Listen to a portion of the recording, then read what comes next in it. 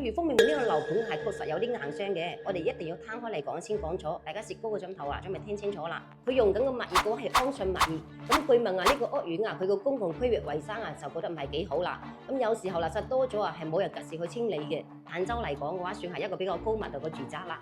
簡單啲嚟講嘅話，就係啲樓起得比較密啦。你想揾佢啊，直接喺個陽台度啊嗌就得噶啦。咁聽啲街坊講咧，就係話黑水河咁單身夏天嘅時候就會有異味飄過嚟啦。咁點知業主辦租卡唔夠2個月啊，嗰個會所突然間執咗甩咯喎。咁到而家為止嘅話都係未開翻嘅。咁呢個話就係管理上佢個糾紛同埋佢個服務素質問題啦。係項目本身嚟講啊，係有好多條道路仲喺度整緊嘅。咁佢個灰塵同埋噪音一定係避免唔到噶啦。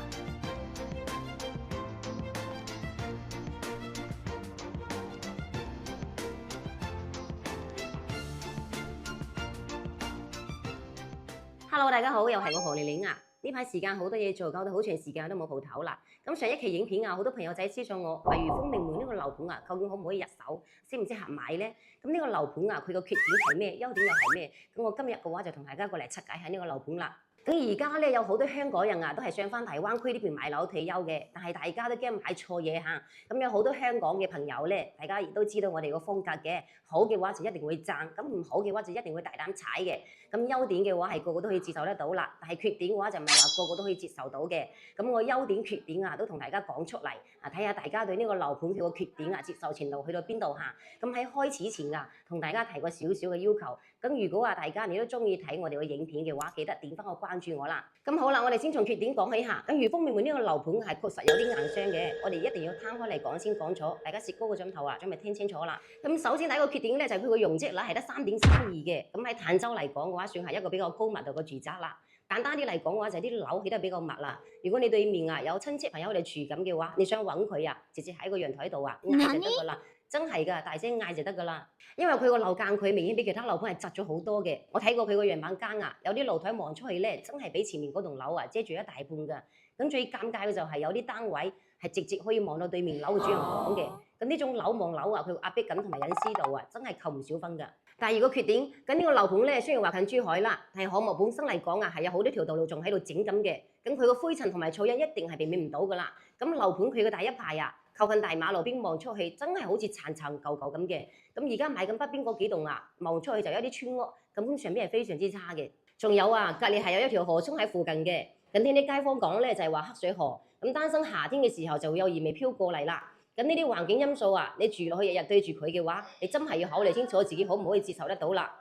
第三個缺點就係佢個物業管理啦，亦都係有好多業主喺度投訴嘅。咁呢個問題係一個比較激烈嘅問題。佢用緊個物業嘅話係安信物業，咁據聞啊呢個屋苑啊佢個公共區域衞生啊就覺得唔係幾好啦。咁有時候垃圾多咗啊係冇人及時去清理嘅，仲有電梯成日壞啦要維修啦。咁最弊嘅就係有業主反映啊，飄窗同埋地下停車場啊係有漏水嘅情況出現嘅。咁一旦漏水嘅話就會有啲嚴重啦，因為後期佢嘅手尾一定會好長嘅。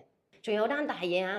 佢哋嗰個會所之前係租俾人哋經營嘅，咁點知業主辦租卡唔夠2個月啊，嗰個會所突然間執咗甩咯喎，咁到而家為止嘅話都係未開翻嘅。咁呢個話就係管理上佢個糾紛同埋佢個服務素質問題啦，真係好影響居住佢嘅體驗感啊，同埋層樓佢個價值啦。咁買樓唔係淨係買間樓㗎，仲要有埋佢個管理啊同埋服務先得㗎。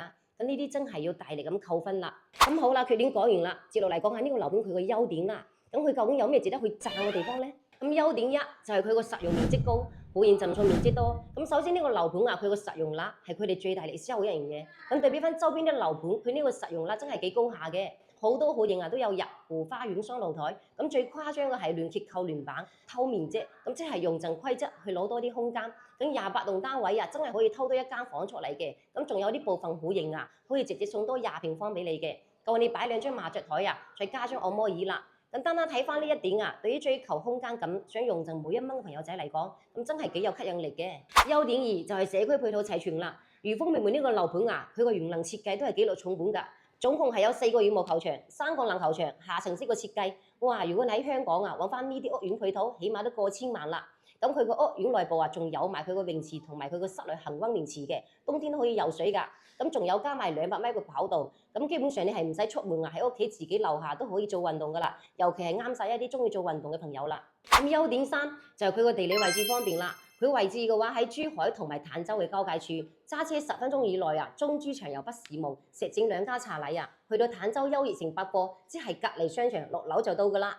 重點係去到珠海市區真係近，揸車幾分鐘可以去到珠海前山啦、南灣啦，去到三個會員店啦，大概都係3公里。去到珠海華發商都話都係4公里左右。咁對於好多喺珠海翻工啊，或者中意去珠海消費嘅朋友嚟講，咁呢個位置真係非常之方便嘅。而且啊，距離港珠城軌明珠站啊，都係十分之近嘅。咁優點4就係有業主專線巴士啦，可以直達香港同埋澳門嘅。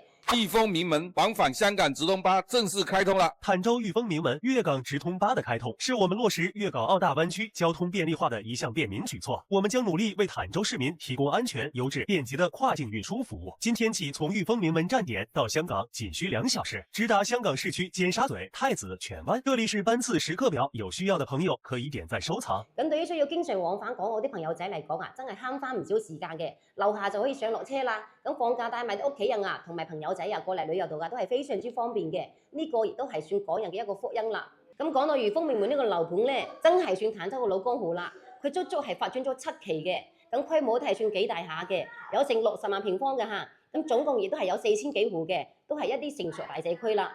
咁佢而家買緊嘅戶型係比較多嘅，目前主推嘅話係11棟、29棟同埋28棟。咁11棟嘅話就有3個戶型嘅，分別係119平方嘅3房2廳2衛啦，咁仲有128平方嘅4房2廳2衛啦，同埋135平方嘅5房2廳2衛。咁11棟嘅話，亦都係呢個樓盤啊買得最貴嘅一棟，係要買到16500帶裝修嘅。咁28棟同埋29棟分別係有101平方嘅3房2廳2衛嘅，同埋107嘅3房2廳2衛。呢兩棟目前係買緊1550帶裝修嘅。咁除咗以上主推嘅單位在售之餘，而家仲有啲特價房源在售嘅，分別係10棟、22棟同埋30棟，仲有31棟。咁戶型嘅話係有118平方嘅3房至138平方嘅5房都有。目前喺度買緊嘅單價嘅話係賣到13000一平方嘅。咁呢個樓盤啊，基本係現樓交付嘅，所以買得比較貴啲。咁如果真係要買呢個樓盤咧，我就建議大家可以揀翻啲特價樓棟啦。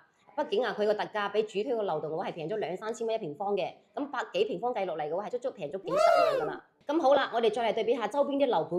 咁而家中澳春盛啊買緊嘅價錢嘅話係11000到13000一平方嘅。咁錦繡國際花城買緊嘅單價嘅話係10000到12000一平方。咁呢兩個樓盤啊都係明年先交樓嘅。咁如果大家係急住要入住嘅，咁肯定係選擇裕豐名門呢個樓盤啦。咁如果大家唔急嘅話，我係建議大家選擇翻啲單價比較平嘅。咁好啦，講咗咁多，我哋最後嚟總結下呢個樓盤佢個優點方面啦。咁戶型贈送佢個面積確實係比較多嘅，咁追求空間感啊，可能係有驚喜嚇。咁內部佢個一個康體配套係比較齊全嘅，咁地理位置又係近珠海市區嘅，日常消費啊佢個購物係方便啦。咁加上嘅話又有主啊佢個直達巴士到港澳嘅，咁交通方面係加分嘅。嗱，缺點係幾多下嘅，密度高啦，樓間距近啦，隱私度低啦，對比周邊啲樓盤佢個單價貴啦，居住舒適感大打折扣啦。咁周邊村屋啊同埋河涌環境一般啦，咁物業方面啊亦都係問題比較多嘅。咁漏水、圍山、電梯會所糾紛啊隱患都係唔少嘅。咁門口啊仲喺度修緊路啦，咁短期內啊交通混亂啦，同埋沙塵滾滾啦。究竟邊種又會考慮裕豐名門呢個樓盤咧？咁年年認為啊係適合一啲對空間贈送係有質念嘅，咁願意係花心思去諗點樣用盡佢個奇蹟空間嘅，同埋你係運動發燒友，極度重視啊屋苑內部佢個康體設施嘅，咁覺得樓下係有齊球場啊泳池好緊要嘅。而且你主要嘅活動範圍喺珠海嘅，需要一個相對近珠海嘅地方，但係樓價又要比珠海平嘅地方。你好依賴穿梭巴士返香港或者澳門嘅，覺得呢個係無可取代嘅優點。而且你對物業管理嘅要求唔係極高嘅，或者心裏有準備要去同物業搏鬥嘅，咁你唔介意樓望樓嘅，覺得隱私度亦都唔係首要考慮嘅問題，咁你就可以買呢個樓盤啦。